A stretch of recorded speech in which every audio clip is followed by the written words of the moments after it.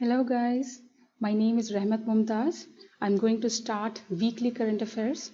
So this is of 20th, 21st and 22nd of December 2019. Let us begin with the first topic, CAA. We all know what is CAA. It is Citizenship Amendment Act. So let us see what has come in these 3 days regarding CAA. Okay, so you can see the heading here, Protest and Order.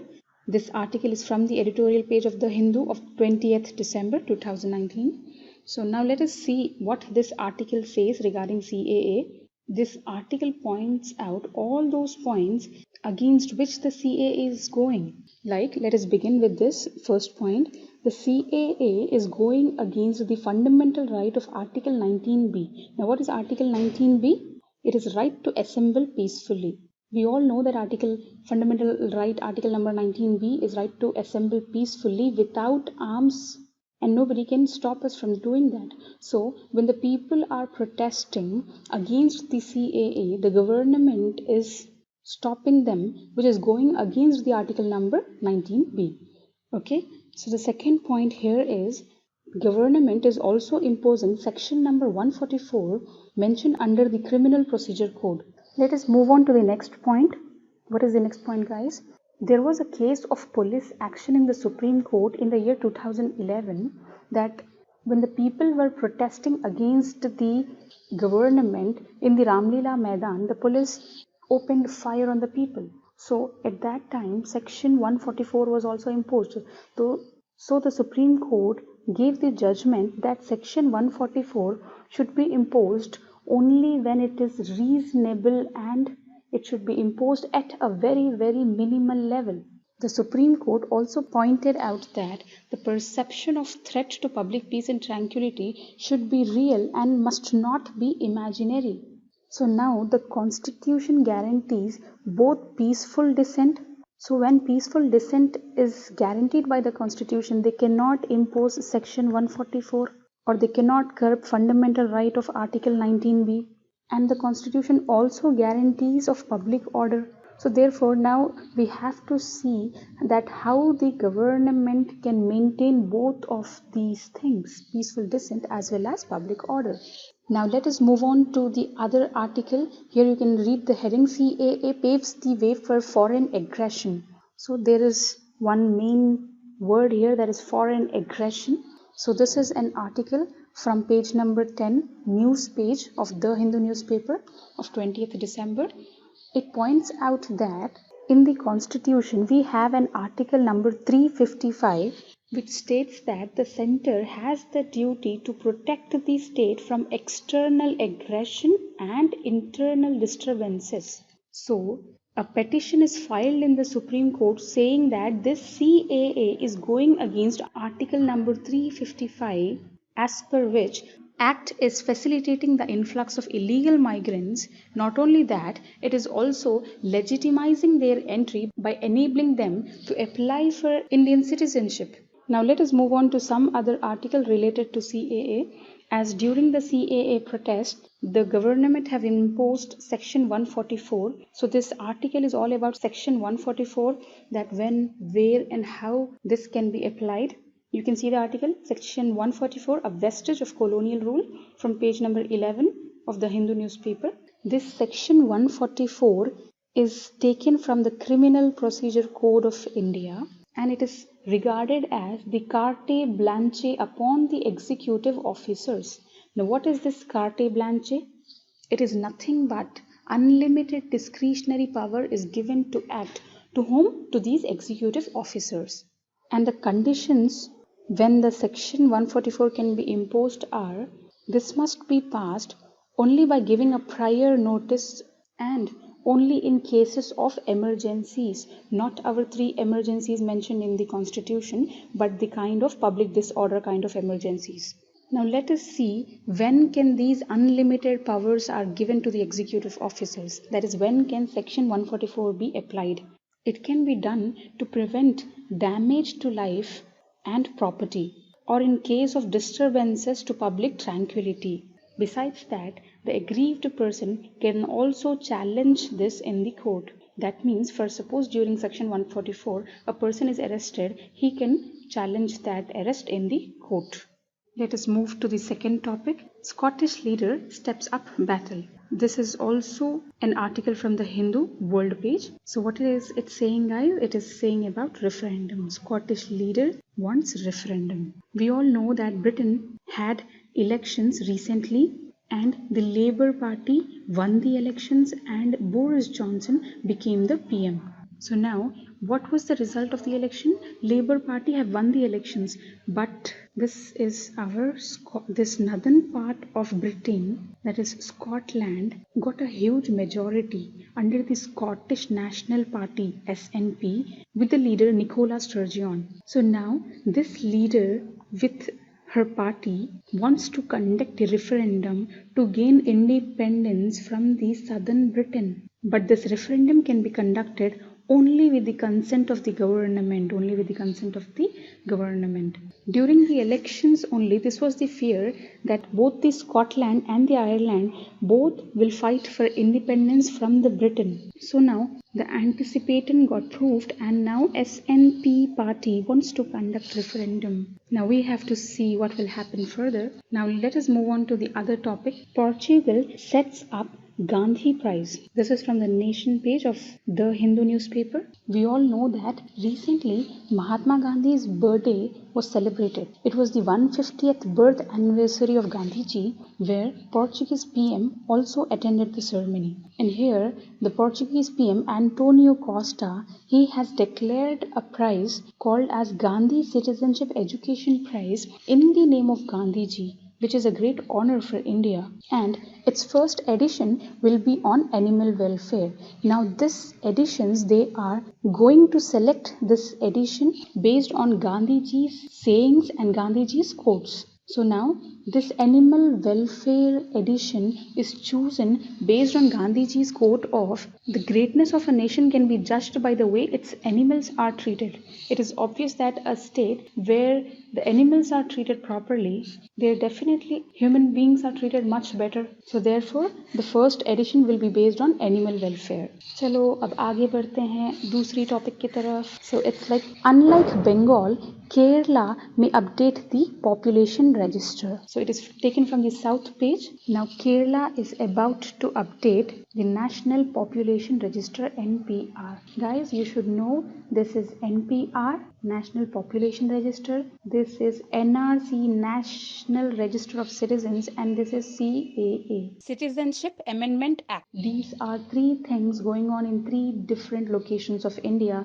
This is going on presently in Kerala, and this is going on in Assam, and this is going on throughout India. So now let us see what is the objective of NPR. What is the objective? The objective, as stated by the Census Commissioner, that it is to create a comprehensive identity database of every Indian usual resident, point out the word here resident, in the country, consisting of both the demographic and the biometric particulars. Besides that, it also defines the word resident. What is resident as per the Census Commissioner? A person who has resided from the past 6 months or more, or who will reside for the next 6 months or more. That means from this 6 months to that 6 months. If he is already residing in that particular local region from the next 6 months, or he will reside in the coming 6 months. Besides that, it also states that it is mandatory for every Indian citizen to register with the NPR. Now let us see what will happen and what is going to happen with this NPR, NRC and the CAA, how much more the agitations will move on and what result will come. But hopefully that everything goes well and all these bad things end up very fast. The next topic is the army to sign deal for 6 Apache attack helicopters. India and US, they have made a deal that India will buy 6 Apache helicopters from USA. For whom? For the Indian Army. And this is in addition to the 22 Apache attack helicopters which we have bought for the Indian Air Force. Presently, the Indian Army is using smaller Cheetah and advanced light helicopters which are less than 5 tons. So, and the remaining bigger helicopters, including the Russian Mi-35, they are also used by the Indian Air Force. So, therefore, these 6 Apache attack helicopters, they will replace the Russian Mi-35. Okay, guys, this is the 6 Apache attack helicopters. They are in addition to the already taken 22 Apache attack helicopters. Okay, but the difference is this is for Indian Air Force and this is for Indian Army. Let us move on to the next topic. It is Wither Amaravati. Now, what is this wither? Have you heard this word? This word is nothing but we hear in geography as withering of rocks and all. Withering is nothing but breaking up of rocks. So, it is nothing but breaking up of Amaravati. This is taken from the editorial page. We all know after the agitations and all regarding a new state of Telangana in 2014, AP was bifurcated. So after bifurcation, a committee was appointed to see whether AP requires a new capital or no. For that, a committee under K.C. Shivaramakrishna was appointed, and he recommended that no need of a greenfield capital. What is greenfield, guys? It is nothing but a new capital. So he recommended that we can manage with an old capital only.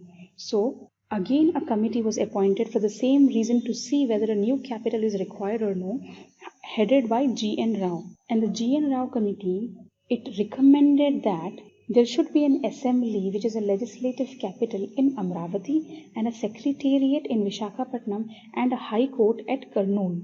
So these recommendations of G.N. Rao committee were not implemented by the then government of TDP, and the government, it decided to build a grand capital in Amaravati, for which huge amount of lands were collected from the farmers. Therefore, from then, the work on Amaravati as a new capital began, and very soon Secretariat and Assembly came in Amaravati in 2016. High Court started its functioning from 2019, and Amaravati became the functional state capital of AP. But now the issue is the AP government under YSRCP, under YS Jagan Mohan Reddy, they decided to have 3 capitals in 3 districts of AP. Now how can be 3 capitals? It is like an executive capital in Visakhapatnam, a legislative capital in Amaravati, and a judicial capital in Kurnool. This model of 3 capitals in 3 districts is taken from South Africa, and it will be for the first time in India to implement this model if this becomes true. Now, when asked about it, the reason given by the government is for a kind of a decentralized development of the entire state. See guys, we all know there is a state and there is a capital. So first suppose this is the capital, everybody will come to this capital. Everybody, every resources, many of the benefits, farmers will move to the urban areas, and development will be mostly in these areas. And these areas will be lagging behind. So therefore, this South African model is, if there will be 3 different capitals in the form of legislative, executive and judiciary, then development will be in all the regions. Surrounding this capital, the entire region will be developed like this. So in this manner, the entire state will be developed. So this becomes a centralized development, and this becomes a decentralized development which the AP governments want to adopt. And the 3 capitals are placed based on upper, central and the lower geographical regions.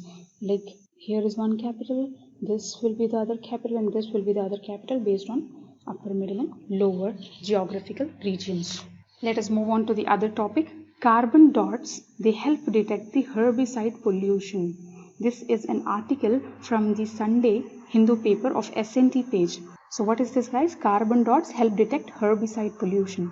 To understand this, we should first know what is carbon dots. To know carbon dots, we should first know dots. What is this dot? Let us see what are dots. We all know that 1 nanometer is 10 to the power of -9, and 1 nanoparticle, it is equal to the size between 1 and 100 nanometer. For suppose you take a scale like this, and this is 1 nanometer and this is 100 nanometer. If a particle is having a size between this 1 nanometer and 100 nanometer, then this particle is called as nanoparticle. Okay, and here it will be 10 nanometer, 20 nanometer. so on, 80 nanometer, 90 nanometer, like that. So if a nanoparticle is having a size less than 10 nanometer, that means this line. If a nanoparticle is having the size less than 10 nanometer, then it is called as what? Dot.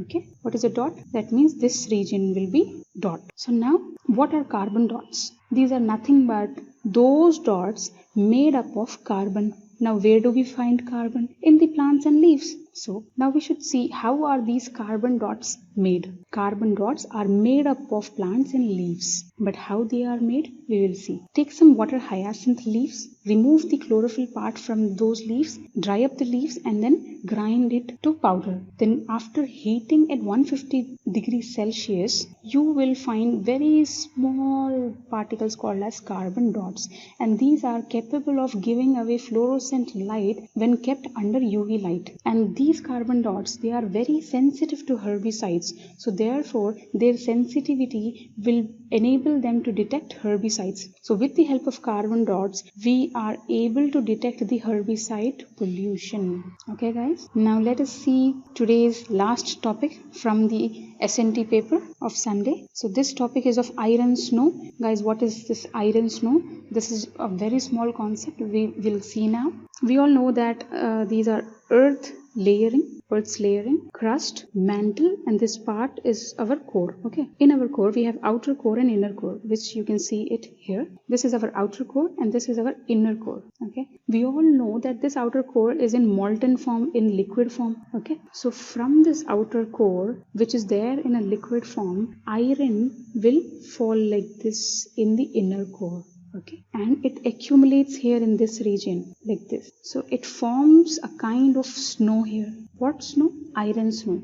Therefore this entire region, which is filled with iron in the form of snow, like we have in the Arctic and Antarctic. So this is the snow of iron. Therefore this region is called as iron snow of around 350 kilometers thickness. So guys, Earth's inner core, it is capped with thick iron deposits called as iron snow. From where it is deposited? From the molten outer core, which falls in the form of flakes. Okay, and it is around 320 to 350 kilometers in thickness. So guys, there is much more to know about what lies beneath our legs, what is there inside the earth. So meet you in the next video. Till then, take care. Bye bye.